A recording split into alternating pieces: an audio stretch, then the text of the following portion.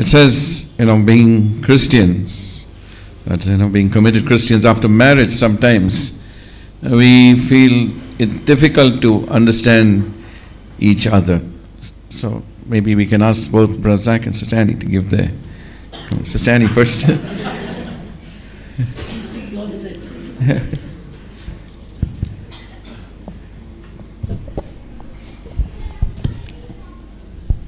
It's almost impossible for one person to understand another completely.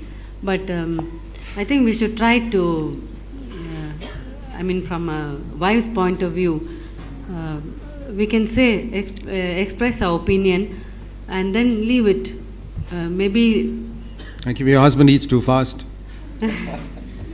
And then if it's not an important thing, I feel that most of the things which we think husbands need to understand, I found that they're not all that important that we have to convince them. Because after some time, I think it was not all that important after all, not a matter of life and death. So I find that there are less and less things which I need to straighten me out on.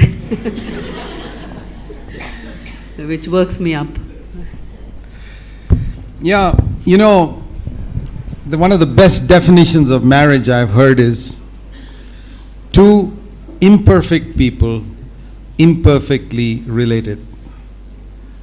That's the best definition of marriage. Two imperfect people imperfectly joined and imperfectly related. But in that mutual imperfection, we learn to bear with one another.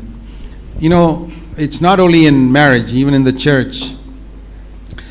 When we are conceited and proud, we think, oh, I have to bear so much with my wife or my husband or with that brother. And we don't realize that the other person that proves that the other person has had to bear with me too. And that's been a tremendous help to me to know, particularly in the church, when I think of some person's behavior working me up because I'm not like that.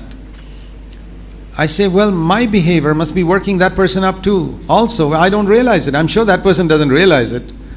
So there are many things which we do in married life which we don't realize that each has to bear with one another. And in that process, God sanctifies both of us. There's a lovely verse in Proverbs which says, iron sharpens iron.